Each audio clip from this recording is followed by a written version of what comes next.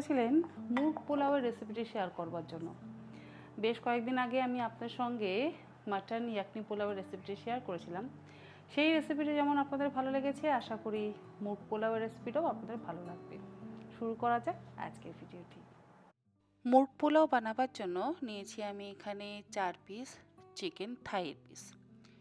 থাইগুলো কিন্তু খুব বেশি বড় নিইনি, বেশি বড় হলে আবার আমাদের রান্না করতে অসুবিধা হয়, সেই জন্য আমি মিডিয়াম সাইজের চিকেনের থাইয়ের পিস ব্যবহার করেছি। আপনারা চাইলে একটা চিকেনের থাইয়ের পিসকে 3 টুকরো বা 4 টুকরো করেও করতে পারেন, যেমনটা আপনাদের সুবিধা তেমনটা আপনারা করতে পারেন। গ্রাইন্ডিং জারের মধ্যে দিচ্ছি 2টো মিডিয়াম সাইজের চৌকো টুকরো করে কেটে নেওয়া পেঁয়াজ, তার সাথে 4টে কাঁচা লঙ্কা, হাফ ইঞ্চি আদার টুকরো, আদাটা ছোট টুকরো করে কেটে নিয়েছি। তার সাথে দিলাম 10 কোয়া রসুন, অল্প একটু জল দিয়ে একদম মসৃণ করে বেটে নেব। থাইয়ের পিসগুলো ম্যারিনেট করবার জন্য হাফ কাপ পরিমাণে টক দই আমি দিয়ে দিচ্ছি, আর দেব স্বাদ মতো লবণ। তার সাথে দেব বেটে নেওয়া মশলাটা, তবে সবটা মশলা কিন্তু এখন ব্যবহার করব না, অর্ধেকটা এখন ব্যবহার করব, বাকি অর্ধেকটা পরে ব্যবহার করব। বাটা মশলাটা দিয়ে এবারে একসাথে ভালো করে মেখে নেব।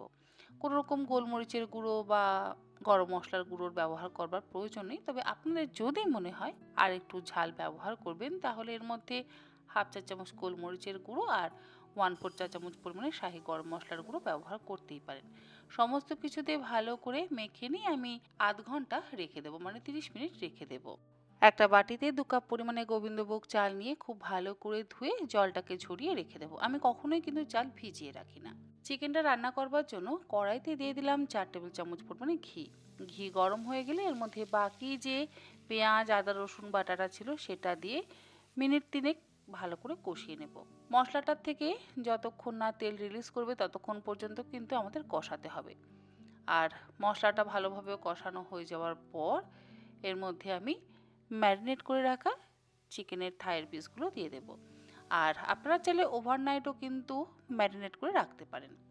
এক্সট্রা যে ম্যারিনেশনটা ছিল সেটাও আমি এর মধ্যে দিয়ে দিলাম।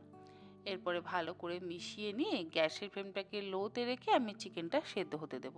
কোনো রকম ধনে গুঁড়ো জিরে গুঁড়োর ব্যবহার কিন্তু আমি করি না, আপনারা চাইলে করতে পারেন, কিন্তু আমার মনে হয় না প্রয়োজন পড়ে।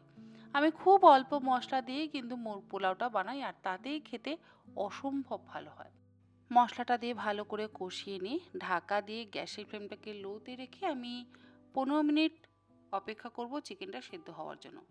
15 মিনিট পর আমি ঢাকাটাকে খুলে নিয়েছি, আর দেখুন চিকেনের থেকে কতটা পরিমাণে জল রিলিজ করেছে। আমি কিন্তু কোনো রকম এক্সট্রা জল দিয়ে চিকেন সেদ্ধ করিনি, যেহেতু আমরা টক দই ব্যবহার করেছি তাতেই সুন্দর সেদ্ধ হয়ে যাবে। আর চিকেনটা সেদ্ধ হয়ে গেলে অপর দিকে দেখুন আমাদের চালটাও একদম সুন্দর ঝরঝরে হয়ে গেছে।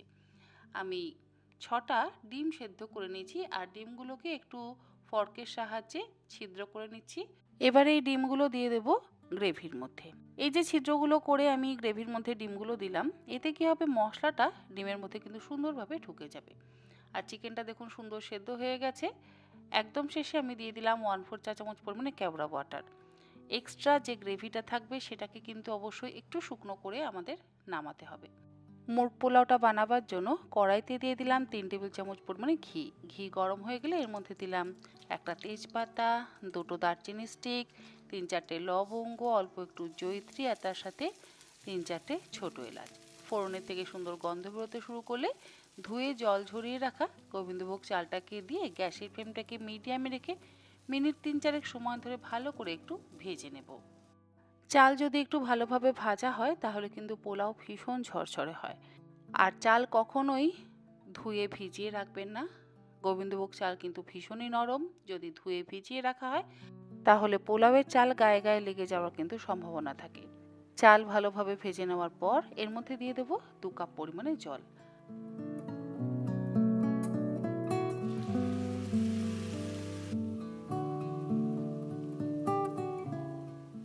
আর তার সাথে দেব 1.5 কাপ পরিমাণে দুধ। কখনোই ফ্রিজের ঠান্ডা দুধ কিন্তু ব্যবহার করবেন না, গরম করে নিয়ে তারপর ব্যবহার করবেন। 2 কাপ চালের জন্য আমি ব্যবহার করছি 3.5 কাপ পরিমাণে দুধ আর জল। দুধটা দিয়ে এবারে ভালো করে মিশিয়ে নিচ্ছি। দিয়ে দিলাম এর মধ্যে স্বাদ মতো লবণ, আর চিনিটাও কিন্তু আমি এই সময়তেই দিয়ে দেবো। 1 চা চামচ চিনি ব্যবহার করলাম, খুব বেশি চিনি দেওয়ার প্রয়োজন নেই। এবারে ভালো করে মিশিয়ে নেব। এমন নয় যে চিনি দিলে চাল সেদ্ধ হবে না, চাল একদম সুন্দরভাবে সেদ্ধ হয়ে যাবে। 1/4 কাপ পরিমাণে দিয়ে দিলাম কেওড়া ওয়াটার, এটা কিন্তু অবশ্যই ব্যবহার করবেন। সমস্ত কিছু দিয়ে ভালো করে মিশিয়ে নিয়ে ঢাকা দিয়ে লো ফ্লেমে আমি চালটা 70% সেদ্ধ করে নেব। 70% আমি চালটা সেদ্ধ করে নেওয়ার পর গ্যাসের ফ্লেমটাকে বন্ধ করে দিয়েছি। দেখুন চাল কিন্তু এখনও সেদ্ধ হওয়া বাকি আছে, আর জলটা আরেকটু শুকনো কিন্তু বাকি আছে। এই পর্যায়ে আমি কি করব, কিছুটা পরিমাণে আমাদের পোলাওয়ের চাল বা ভাত যেটাই আপনারা বলেন সেটা একটা আলাদা বাটির মধ্যে তুলে নেব।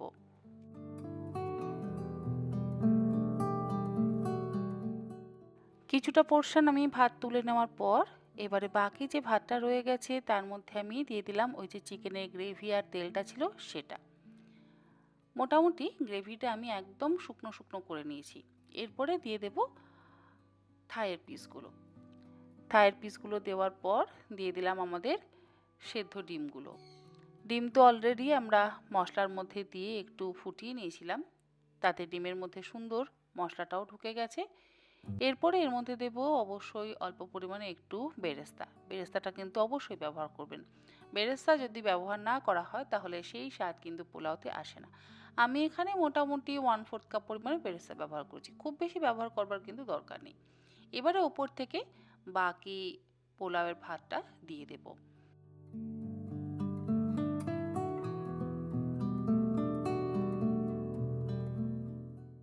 সম্পূর্ণ পোলাওয়ের চাল বা ভাতটা দিয়ে ওপর থেকে বাকি যে চিকেনের গ্রেভি বা মশলাটা ছিল সেটা দিয়ে দিলাম, আর দিয়ে দিলাম এক্সট্রা তেলটা। তার সাথে দেব 3-4টে চেরা কাঁচা লঙ্কা। কাঁচা লঙ্কাগুলো আমি এরকমভাবে একটু ভাতের মধ্যে ঢুকিয়ে দিলাম। এরপরে ওপর থেকে দিয়ে দিচ্ছি 2 টেবিল চামচ পরিমাণে ঘি। কড়াইটা ঢাকা দিয়ে গ্যাসের ওপরে একটা তাওয়া বসিয়ে তাওয়াটাকে গরম করে নিয়ে তার উপরে কড়াইটা বসিয়ে গ্যাসের ফ্লেমটাকে লোতে রেখে 5 থেকে 6 মিনিট আমি দম দিয়ে নেব। 6 মিনিট পর গ্যাসের ফ্লেমটাকে বন্ধ করে দিলাম। তৈরি হয়ে গেল দুর্দান্ত স্বাদের মুগ পোলাও। এবারে ভালো করে একবার মিশিয়ে নিচ্ছি।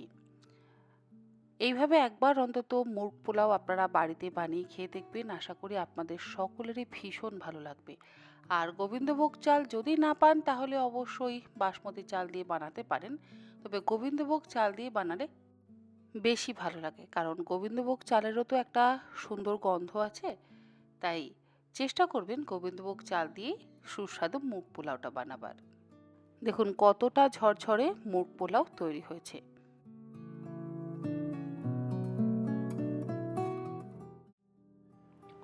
আপনারা তো এতক্ষণ দেখলেন যে মোরগ পোলাওটা কেমন সুন্দর রান্না হয়েছে এবং তার সাথে দেখতে কতটা সুন্দর হয়েছে। এবার খেয়ে দেখার পালা। আমি সত্যি লোভ সামলাতে আর পারছি না, এত ভালো হয়েছে। মানে যেমন ঝরঝরে হয়েছে তেমন রং আর গন্ধ তো অপূর্ব, কি বলবো। গোবিন্দভোগ চাল, তার সাথে কেওড়া ওয়াটার, বেরেস্তা, মশলা, চিকেন সমস্ত কিছু মিলেমিশে একদম অপূর্ব গন্ধ। সত্যি খেতে অপূর্ব হয়েছে। আর চিকেনও একদম সুন্দর সেদ্ধ হয়েছে, সুন্দর দারুণ সেদ্ধ হয়েছে। আপনারা অবশ্যই রেসিপিটা বাড়িতে ট্রাই করুন। আমার অন্যান্য রেসিপিগুলোর মতন এই রেসিপিটাও আপনাদের অবশ্যই ভালো লাগবে। ভালো থাকবেন সবাই।